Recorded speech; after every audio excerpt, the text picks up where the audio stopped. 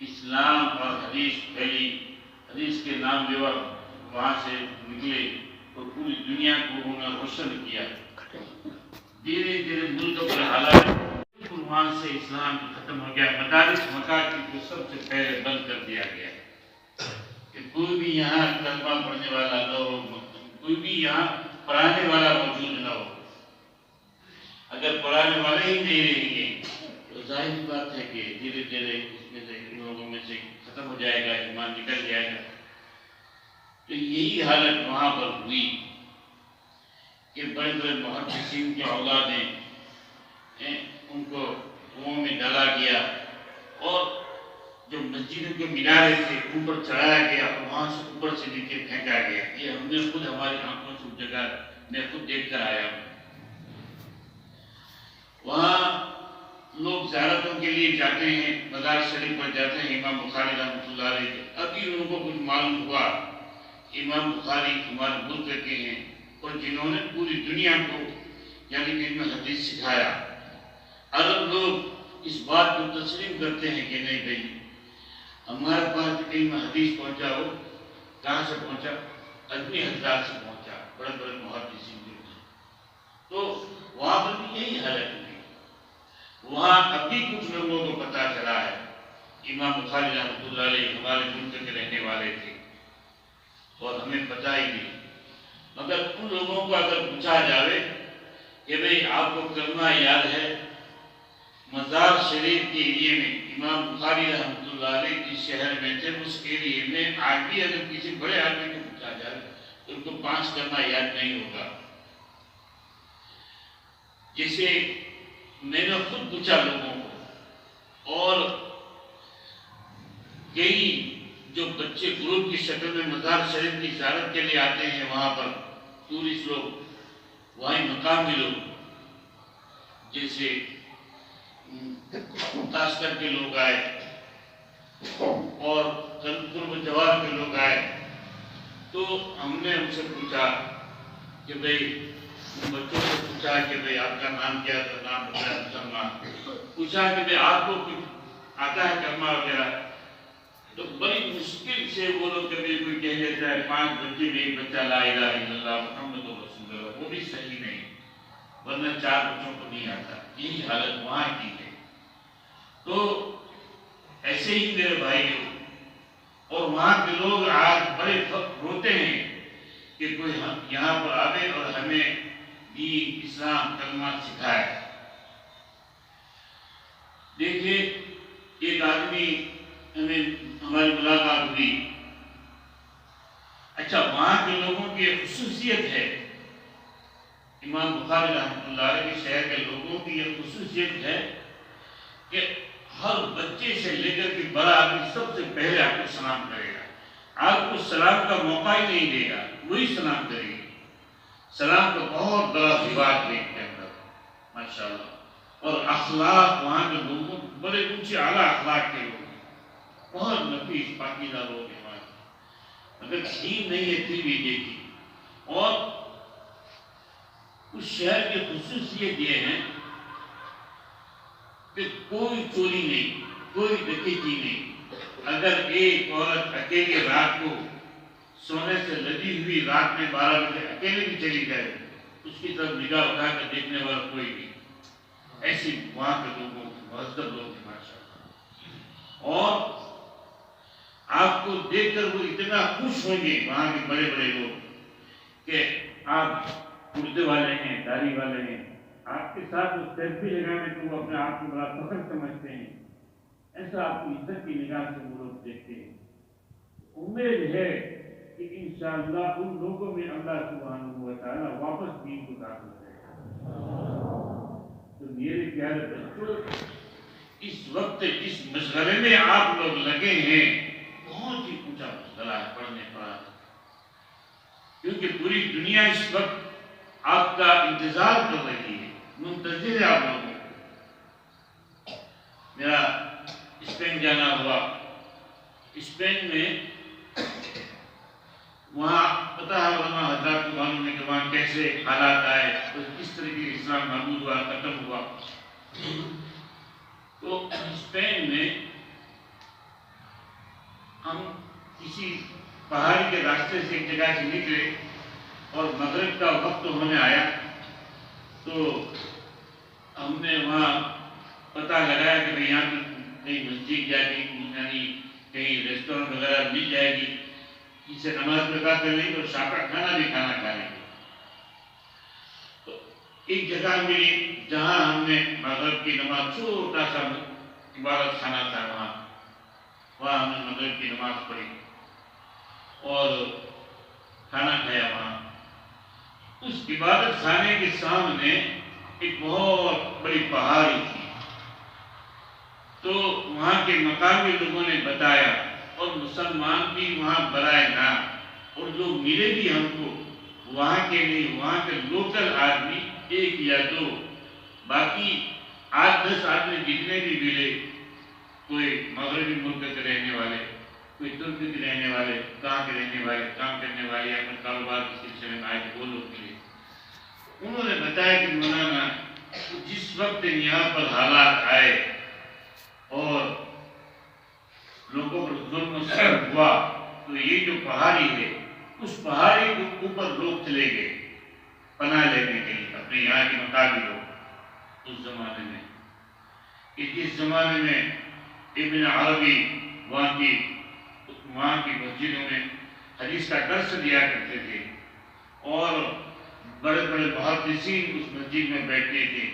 اور مسجد کی حالت یہ ہے میرے عزیز طلباء اتنی بڑی مسجد ہے کہ میں سمجھتا ہوں کہ پورے اس ایریے میں احاطے میں آ جا رہی اتنی بڑی مسجد ہے.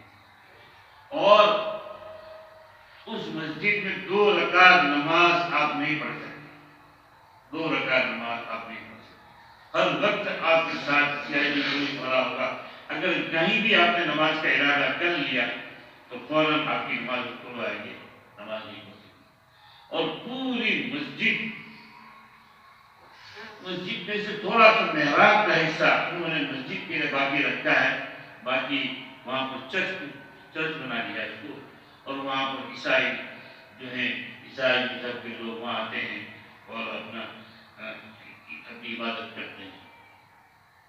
تو ہم نے کوشش کی بھائی برکت والی جگہ ہے مسجد ہے چلو یہاں 2 رکعت نماز پڑھ لے. تو نماز تو پڑھ نہیں سکتی جہاں والا پولیس والا پیچھے. پھر ہم نے حالانکہ کھڑے کھڑے نماز تو ہوتی نہیں رکوع سجدہ ہوتا نہیں مگر ایسے ہی برکت کے طور پر ایسے ہی ہم نے یہ مان دیا اور نماز کا تصور کر لیا ذرا رکوع کر لیا ذرا سا اشارہ سے کر لی اس طریقے سے. پھر بڑی مشکل سے 2 رکعت یعنی فتن کی نماز کی شکل بنایا بطور برکت. اتنی بڑی مسجد ہے وہاں پر ویران پڑی ہے اور اس مسجد بڑے بڑے محدثین اس مسجد میں درس دینے والے. اور شہر کی حالت یہ تھی کہ کوئی وہاں کے مکان میں کوئی اس گھروں میں کوئی قرآن شریف نہیں پڑھ سکتا. اگر کسی کو پتہ چل گیا کہ اس گھر میں قرآن شریف پڑھا جاتا ہے اس گھر میں قرآن شریف پڑھا جاتا ہے تو فوراً لوگ وہاں کے جو پولیس والے ہیں مکان میں داخل ہو جائیں گے اور اس کو ماریں گے اور پتہ نہیں کیا سزا دیں گے. اس لیے انہوں نے ایک نظام قائم کیا تھا کہ بھئی گھروں کے سامنے ایسے کٹن رکھی جائے دروازہ میں کٹن رکھی جائے اور وہاں سے چپکے سے رات میں دیکھتے تھے کہ گھر والے کیا کرتے ہیں. تو میرے عزیز اور بھائی دوستو 2 رکعت نماز قرآن شریف پڑھنے کے محتاج ہو تو اللہ کا شکر ادا کرو. اللہ سبحانہ و تعالیٰ نے ہمیں مساجد اس ملک میں دی مدارس دی خانقاہیں دی دعوت و تبلیغ کی نائن سے میدان دیا اور بہت ساری چیزیں دین کی ترقی کا ذریعہ ہمیں اور آپ کو کیا بلکہ دعوت و تبلیغ کا نام نکلا. تو ہمیں اور آپ کو پتا ہے کہ ہمارے ملک سے بھی اس چیز کو ختم کرنے کی کوشش ہو رہی ہے. تو اللہ سبحانہ و تعالیٰ کا لاکھ لاکھ شکر ادا کریں آپ لوگ کہ ساری چیزیں مہیا ہیں مدرسے ہیں کھانا پینا ٹھنڈا پانی ساری نعمتیں آپ لوگوں کے لیے یہاں ہے. آپ لوگ خوب محنت کرو اور اپنے یہاں کی لوگوں کی اور اپنے اساتذہ کی قدر کرو اور ایک خاص خاص بات یاد رکھتا ہوں، میں آپ کو میری آخری بات کہتا ہوں کہ ساتھ ساتھ اپنے دعاؤں کا اہتمام کرو، دعاؤں کا اہتمام کرو، ضرور کچھ نہ کچھ وقت آپ لوگ نکالو اپنی 24 گھنٹے کی زندگی میں کہ کم سے کم 15-20 منٹ ایک وقت ہم اللہ کے سامنے ہاتھ اٹھائیں گے، روئیں گے اور گر گرائیں گے، دعا مانگیں گے کم سے کم، اور اس سے آپ کو بہت بڑا فائدہ ہوگا۔ اگر ہم نے ہمارے طالب علمی کے زمانے میں دعاؤں کا اہتمام نہیں کیا تو میرے پیارے بچوں سمجھو کہ وہ علم کا نور آپ کو نہیں آئے گا۔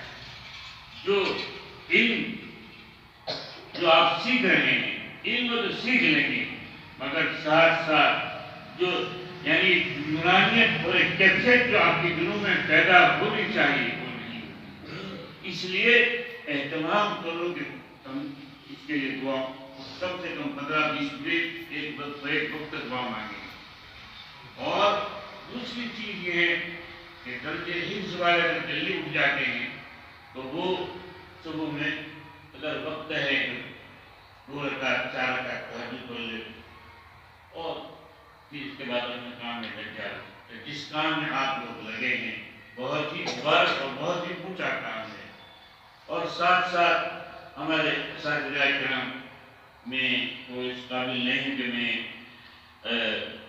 ان کو نصیحت کروں یا کچھ بات کہوں، مگر یہ ہے کہ اساتذہ کرام ذکر کا خاص طور پر اہتمام کریں، ذکر اللہ جو ہمارے اکابرین کی یعنی ایک خاص وصف تھا کا کہ پڑھنے پڑھانے کے ساتھ یعنی اپنا ایک معمول بنایا تھا کہ روزانہ جلدی اٹھ جاتے تھے، تہجد پڑھتے تھے اور اپنے ذکر کا اہتمام کرتے تھے۔ تو ذکر اللہ ذکر اللہ ذکر اللہ ایک بہت بڑی عبادت ہے، تسبیح ہے، اس سے آپ کو دل لگے گا، آپ کے دل میں ایک کیفیت پیدا ہوگی، تو ذکر کا اہتمام کرے۔